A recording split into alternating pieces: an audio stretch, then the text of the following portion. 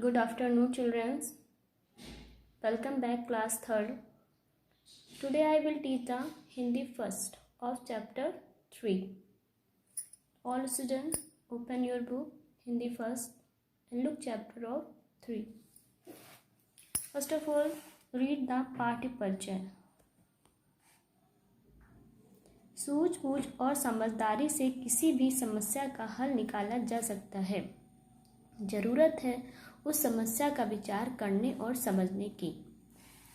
बच्चों देखिए, इसमें ये बता रहा है सूझबूझ समझदारी से, मतलब बहुत कोई भी अगर हमारे जीवन में समस्या आती है, अगर उसको हम सूझबूझ से और समझदारी से इसका हल निकाल लेते हैं तो वो समस्या जल्दी ही सुलझ जाती है. आइए देखिए इस स्टोरी में क्या समस्या आ रही है. एक बार राजा कृष्णदेव राय के दरबार में ईरान. बच्चों जो डिफिकल्ट वर्ड आ रहे हैं इनको आप अंडरलाइन करते जाइएगा. कृष्णदेव राय के दरबार में ईरान का एक व्यापारी आया. राजा कृष्णदेव राय ने अपने एक मंत्री को उसके खाने और रहने का उचित प्रबंध मीन्स होता है इंतजाम, लिख लीजिएगा, प्रबंध मीन्स होता है इंतजाम करने का आदेश दिया. एक दिन रसोइया ने भोजन के साथ मीठे में रसगुल्ले बनाए. रसोइया मीन्स बच्चों होता है खाना पकाने वाला. जो पहले राजा हुआ करते थे उनके घर में जैसे रसोइया होता था, जो खाना पकाने वाला होता था उसको रसोइया बोलते थे. ठीक है. मुझे रसगुल्ले नहीं चाहिए, पर क्या तुम मुझे रसगुल्ले की जड़ दे सकते हो? रसगुल्ले की जड़, चलो आगे पढ़ते हैं. रसगुल्ले की जड़.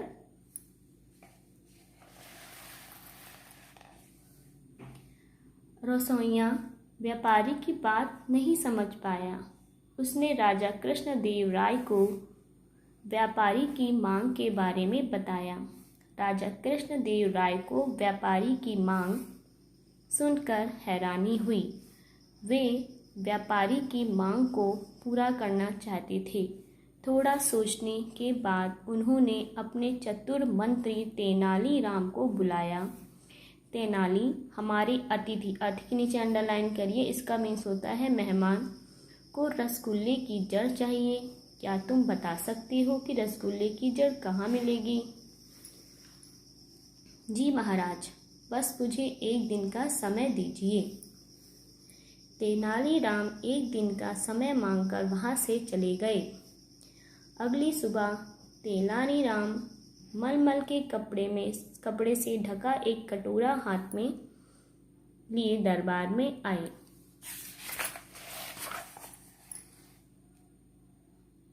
कटोरे के ऊपर ढका कपड़ा हटाकर व्यापारी के हाथ में कटोरा थमाते हुए बोले, यानी कि पकड़ाते हुए, थमाते के नीचे अंडरलाइन करेंगे, पकड़ाते हुए बोले, लीजिए रसगुल्ले की जड़. यह क्या है तेनाली? मिठाई शक्कर से बनती है और शक्कर का स्रोत गन्ना है, इसलिए रसगुल्ले की जड़ गन्ना है. बच्चों देखिए, शक्कर को हिंदी में चीनी और स्रोत में होता है जरिए. तेनालीराम की होशियारी से सारे दरबारी, व्यापारी और महाराज कृष्णदेव राय ठहाके मारकर हंसने लगे. ठहाके में होता है जोर से हंसना. जैसे कोई बहुत अच्छी बात होती है, हम लोग बहुत तेज से हंसते हैं, तो जोर से हंसना, मारकर हंसने लगे. वे सभी तेनालीराम की बात से सहमत थे. बच्चों देखिए, एक मेहमान आता है ईरान से राजा के दरबार में. उसको जैसे ही हम लोग क्या एक रिवाज है कि खाने के बाद कुछ मीठा देते हैं, तो उनके यहाँ जो रसोइया था उसने उन्हें मीठा दिया और वो मीठा नहीं लेना चाहते थे, नहीं खाना चाहते थे, लेकिन उसकी जड़ मांग रहे थे. बच्चों आपको पता है कि जड़ सिर्फ पेड़ पौधों में होती है, ना कि खाने की वस्तुओं में. ठीक है. तो बच्चों देखिए, फिर उसने क्या किया, उसके राजा ने उससे कहा कि उन्हें जड़ दे दीजिए. तो वो क्या करता है, एक दिन की छुट्टी लेता है और गन्ना लाता है. गन्ने को उन्हें जो मेहमान आते हैं उनको पकड़ा देता है. तो वो कहते हैं ये क्या है? तो कहता है सर, जो आप जड़ मांग रहे थे तो रसगुल्ले की जड़ यही है. सही बात है सर, जो हम लोग का गन्ना है उससे चीनी बनती है, उसी से हम लोग मीठे खाने की चीज़ें बनाते हैं. ठीक है बच्चों, आज आपकी क्लास इतनी ही, और आप लोग अपने शब्दार्थ और अंडरलाइन जरूर देख लीजिए एक बार. कृष्णदेव को अंडरलाइन करिए, ईरान को अंडरलाइन करिए, कठिन शब्द में डिक्टेशन में बोले जा सकते हैं या बोलूँगी ही। व्यापारी को अंडरलाइन करिए, मंत्री को करिए, रसोइये को करिए अंडरलाइन, फिर रसोइया व्यापारी को करिए, फिर कृष्णदेव करिए, व्यापारी करिए, मांग करिए, हैरानी को करिए, व्यापारी, मांग, मंत्री तेनालीराम, अतिथि को करिए अंडरलाइन, मांग कर। इन सब का डिफ़िकल्ट वर्ड आप लोग अपनी कॉपी में कर लीजिएगा।